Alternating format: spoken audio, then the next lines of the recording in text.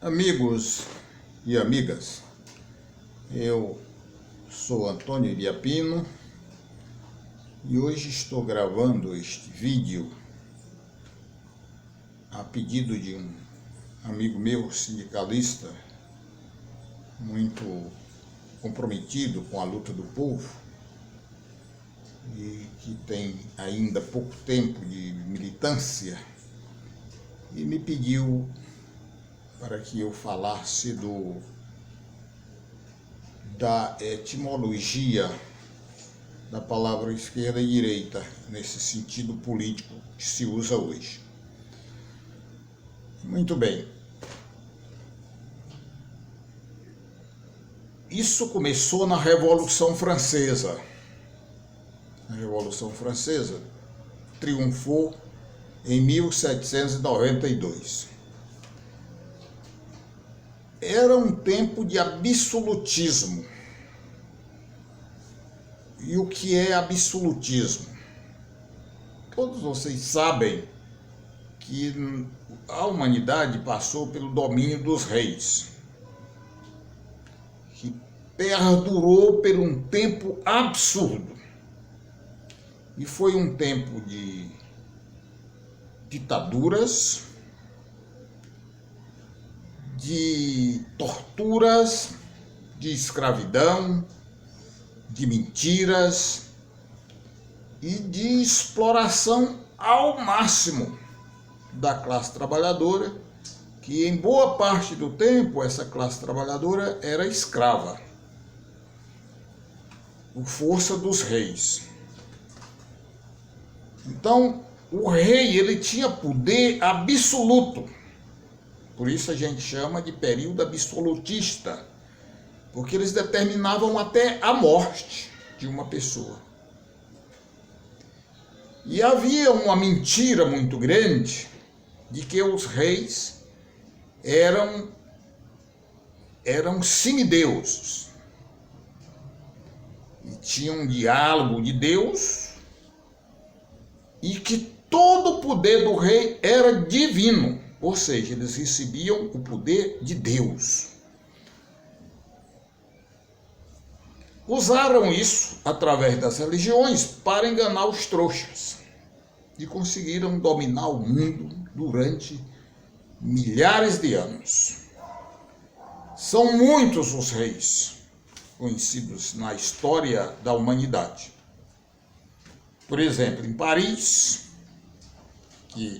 na França, cuja sede era em Paris, o rei que fora derrubado no dia 9 de agosto de 1792, era o rei Luís XVI.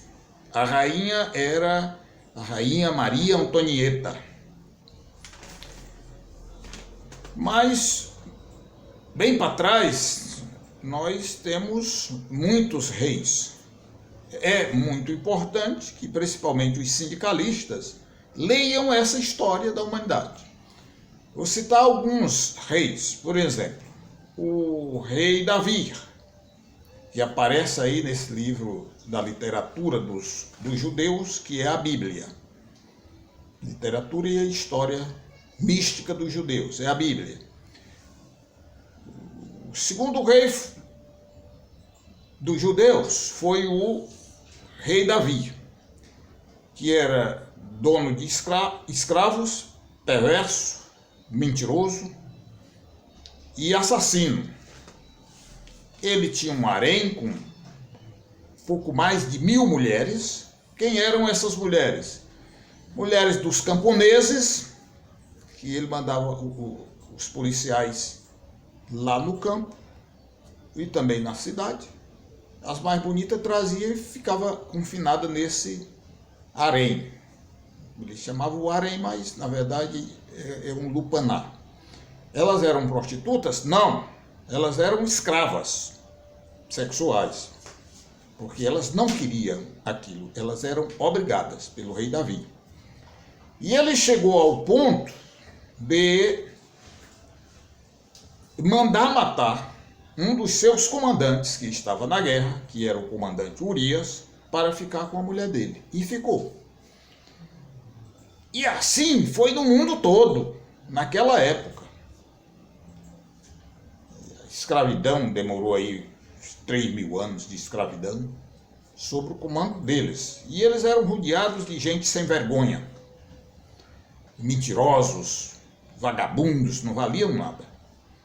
Eram aqueles sacerdotes mentirosos, inventavam que tinha sonho, que tinha visto um Deus, e que Deus tinha mandado fazer assim, o assado, e assim eles iam ludibriando o povo e dominando com a escravidão e acumulando riquezas, ouro, tudo que se possa imaginar. Então, em cada reinado tinha um rei e um deus. E esse Deus dos judeus, que é o que hoje aqui no Ocidente nós conhecemos. Lá na Babilônia tinha os reis babilônicos e os deuses babilônicos. No Egito tinha o rei do Egito e os reis e os deuses egípcios. Na Grécia tinha os reis e os deuses. Na Grécia eram 12 reis, aí eram 12 deuses, entre homens e mulheres. Esses eram pelo menos mais democráticos, porque os outros só eram homens. Lá na Itália também tinha os reis, e assim por diante. Bom, então já se entende o que é absolutismo e de onde o absolutismo veio. E os filósofos começaram a pensar, ora, se a nação era de todos, por que o domínio só de um? E porque o poder era hereditário, passava de pai, filho, neto e assim por diante, o povo não tinha nem o direito de escolher, como hoje nós temos o direito de escolher através das eleições. Nesse tempo, lá na França, se tinha os artesãos e uma pequena burguesia que vendia os seus produtos nas feiras, nos burros. E esse povo começou a descobrir que era preciso mais liberdade, que o rei não tinha o direito de escravizar todo mundo e dominar todo mundo, e de todo mundo se submeter a eles. A eles que eu digo, os reis. Pois muito bem. Começou uma grande luta do povo francês, que é um povo extraordinário, é um povo que foi pioneiro, né, nessa luta contra o absolutismo. De modo que eles fizeram coisas extraordinárias. Primeiro, eles exigiram que tivesse um parlamento, que fossem eleitos gente de todas as classes sociais para fazer parte dessa Assembleia Constituinte, dessa Assembleia parlamentar, para poder as pessoas opinarem. E foi criado, com muita pressão, foi criada a Assembleia. Então, esses representantes de várias classes sociais faziam parte da Assembleia. Tinha um grupo que eram os jacobinos. Esse grupo se sentava do lado esquerdo da mesa diretora deste parlamento francês. No centro, bem de frente da mesa diretora, tinha lá os nobres que defendiam o rei e o poder como estava. E eles eram chamados constitucionalistas. E do lado direito tinha os girondinos. Daí vem os vocábulos, do ponto de vista político, que nós utilizamos hoje.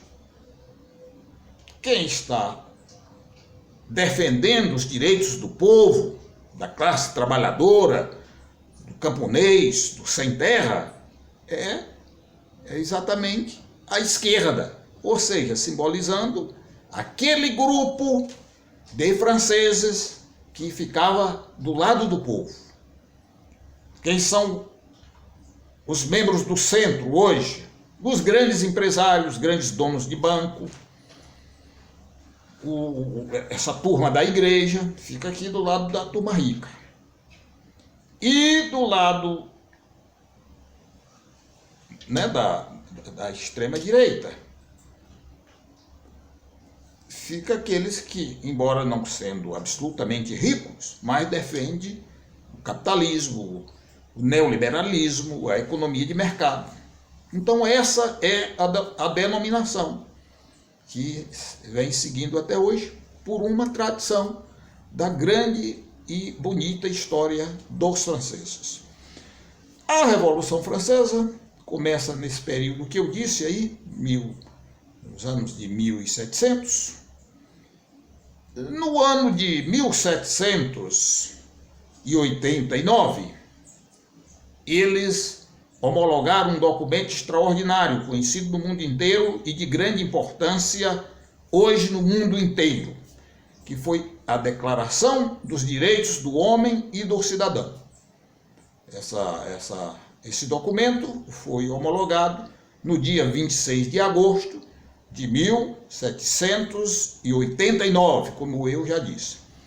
E o grande combate final foi em 1792, precisamente no dia 9 de agosto, quando o povo cercou o Palácio Real do rei Luís XVI, como eu já disse, e houve um grande combate durante a noite toda.